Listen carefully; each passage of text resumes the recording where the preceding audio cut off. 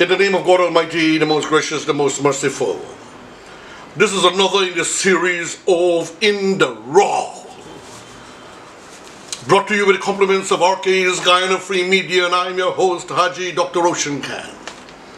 But before I go on to the topic at hand, which is very important, which has to be with outdated suicide laws to be amended, I wish to remind everyone, please don't take chances. Please wear your masks. Please always sanitize, and when possible, you go in public domain, please try to double mask.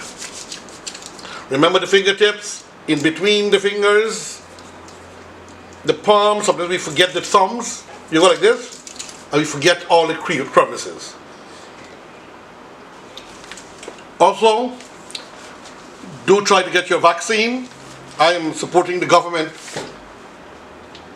stance of everyone to be vaccinated and everything that's going on, and I know that in time, as I wrote before, especially in Facebook, that everyone must be vaccinated, or if you fall sick, you pay for your medical attention at any hospital.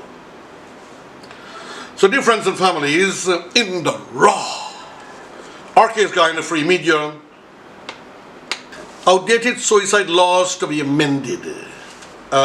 Minister of Health, Dr. Frank Anthony, and this is Yesterday Papers, Wednesday, November 10th, 2021, and it's the Kaichur News, and I would like to read this article to you and make some appropriate commentary. I have written articles on this in the past, for this is a very serious issue that is facing Guyana as if we are a backward land.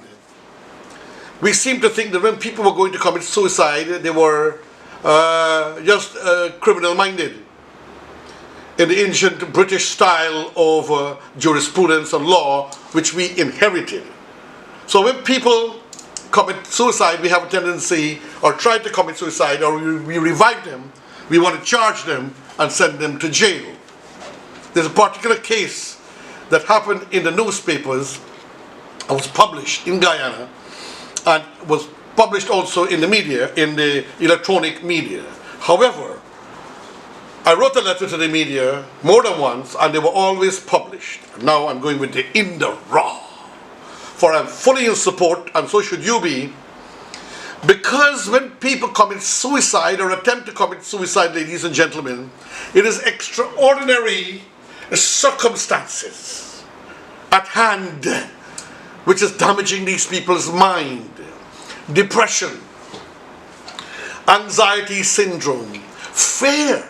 And I'll give you a case of a fear where a criminal from jail was tormenting a sister and a brother from jail and caused the boy to commit suicide by tormenting them after he raped the girl. So we got to understand, people could be driven to suicide. We know bullyism in school, brutalities by relatives, and in some cases maybe their own parents and mother. We know a child was killed, a Guyanese child was killed by an Indian child, I beg your pardon, in the raw, was killed in the Queens, New York. An Indian child, because the Guyanese woman was living with this Indian man, and the Indian man brought his child to have an education and to help his child, and the typical stepmother was brutalizing that child with terror and hurt, and then sent her into the bathroom, she knowing that the stepmother would start trying to strangle her in the water and bring her back, beat her and hurt her, and then out of that she had a heart attack and she died with the blows that was being inflicted on her. So we also have cases whereby where a child was being brutalized by his stepfather in the East Bank of Demerara a few years back, maybe 3 years back. And the child begged the mother, take me to your work. She, being a maid, could not have taken him, and she kept on saying, Mommy, take me to work. And then being so afraid of the stepfather, he went and hanged himself. But some people believe that the stepfather beat the child killed him, and then hang him to show that the child committed suicide.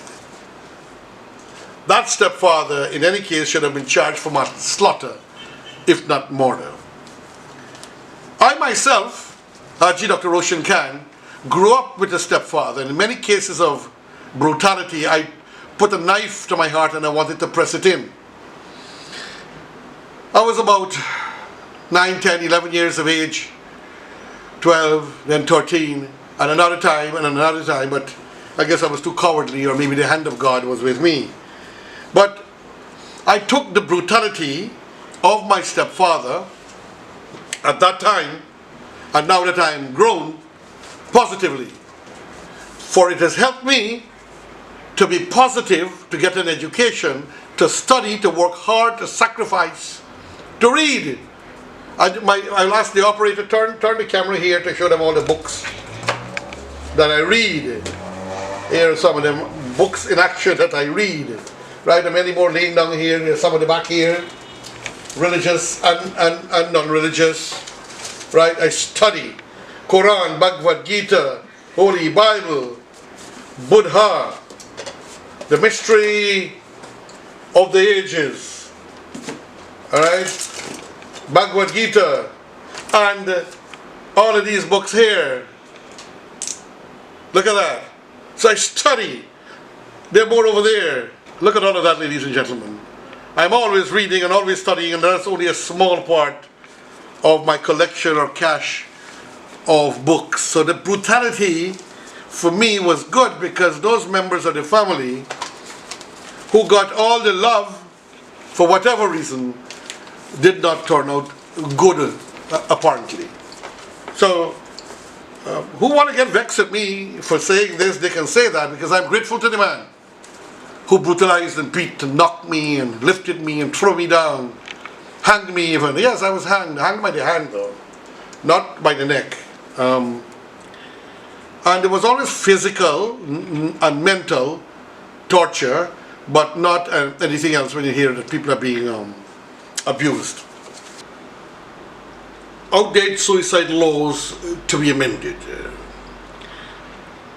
Minister of Health, Dr. Frank Anthony, beloved friends, in the raw.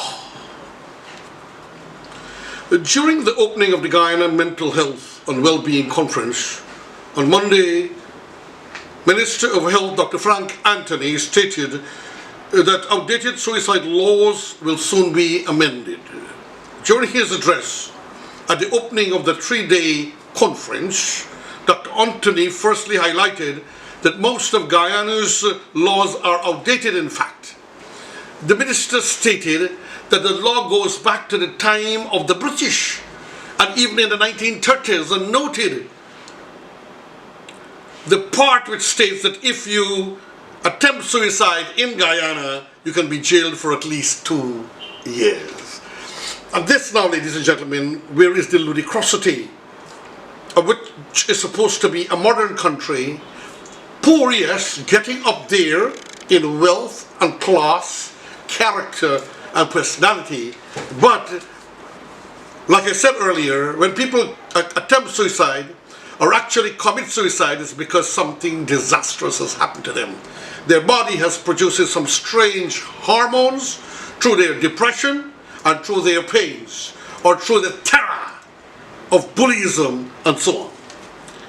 According to Section 97 of the Criminal Law Offences Act, October 801, anyone who attempts to commit suicide shall be guilty of a misdemeanor and liable to imprisonment for 2 years. However, according to the health minister, we have not used it for a while, and from the stats you have seen, for every person who committed suicide, there are at least 20 persons who would have attempted suicide. So technically, if we have 147 persons who died of suicide over the last year, then multiply that by 20, you can see how many people would have ended up in jail. But yes, Mr. Honorable Minister, whatever excuse you're trying to make, first of all, we got to remember that this guy is a political person. He's a wonderful minister. a great professional in Guyana, is a medical doctor, a friend that I respect politically and otherwise. But this is how they are. I know of a case where a girl attempted suicide and was actually charged. Then I went into the media and I published some letters. It is a fact that most people who have attempted have not been in prison, but I know of a few particular cases where some people were arrested and were supposed to have been charged or threatened to be charged and so on. Eventually, the DPP and others politically, not the DPP is political, the DPP is a professional entity, like a commission, and political personalities realizing the ludicrosity and the great stupidity of the law in a modern society might have intervened. Dr. Anthony disclosed that for the past 4 years there were discussions in the National Assembly when the Pan American Health Organization, PAHO, was seeking to raise suicide awareness but was unsuccessful. The Mental Health and Wellbeing Conference is a collaborative effort among the government of Guyana, the US-based Mental Health, National Institute of Health, and the PAHO with assistance from the Columbia University, USA. According to reports, the government has successfully completed the initial draft of the proposed new Mental Health Act, which will replace the previous one of 1930. It was outlined in the mid-year report of the Ministry of Finance that the draft bill will address areas such as procedures of mental health care not requiring consent by individuals, physiosurgery, electroconvulsive therapy, establishment of community mental health service model, among others, and is presently under review by experts and stakeholders. In terms of integration of mental health services across health centers, the community health model will be used. Moreover, in September, Minister Anthony has stated that a more robust system is needed to help identify depression, which he believes will help reduce the country's suicide rate. Depression, ladies and gentlemen, is a major problem in Guyana and indeed around the world. Many people are committing suicide. COVID-19, the semi-imprisonment of children home, even adults not being able to work, lack of opportunity, loss of opportunity, loss of loved ones through COVID-19. Many people in Guyana around the world suffered depression. And so it is a painful task and a reality that we must contend with. Sometimes, like I said earlier, you have bullyism. We have a case in which someone raped a very beautiful young lady who was a virgin. He got arrested and was remanded to prison and supposed to go to the courts for trial, but he kept calling the family of the girl.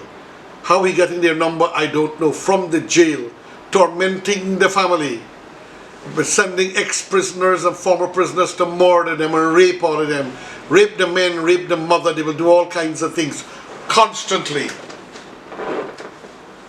And so the girl fell into further depression after the animalistic rape, and you can guess the kind of people who did the rape. I don't have to say anything else. We know who are doing these things. Whilst rapists are also, they say, sick, I think it's supposed to be like what we have in Dubai. And I'm going to ask the operator to take this piece that I have in my phone, where in Dubai, someone raped a 5-year-old child. He looked like an Indian or a Pakistani. And within 15 minutes of trial, he was sentenced to be shot in public and hanged on a crane for public viewership. I believe in that kind of retribution and revenge, so to say. God Almighty knows why he gave such serious laws of the Sharia in the Quran and in the Old Testament for such vicious acts and for murders and for thefts and chop off hands, including the Old Testament of the Bible and the Sharia of Islam, because God put so much of power into a human being that they can feel that they are gods. And once that poor human being is turned, like how when milk turns, you can make it into something else, but you can't make it back into milk again. And that is why when people are addicted to theft, you have to chop their hands off.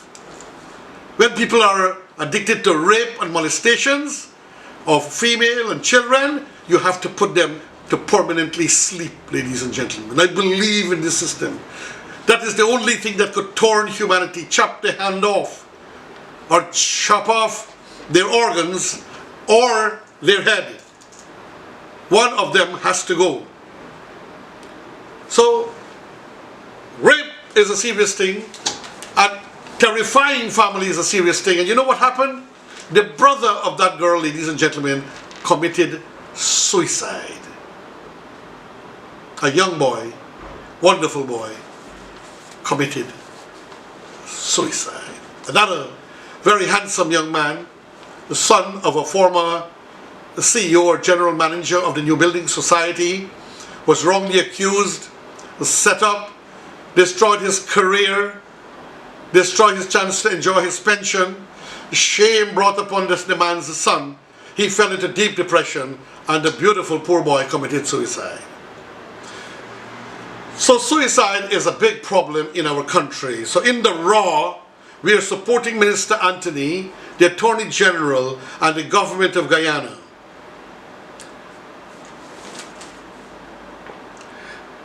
He had stated that depression is the leading cause of suicide in this country, and that it often goes undiagnosed at the primary healthcare level, and as such, depression should be the primary focus for suicide prevention, to tackle the issue in a more systematic way. We must understand, for example, the street people.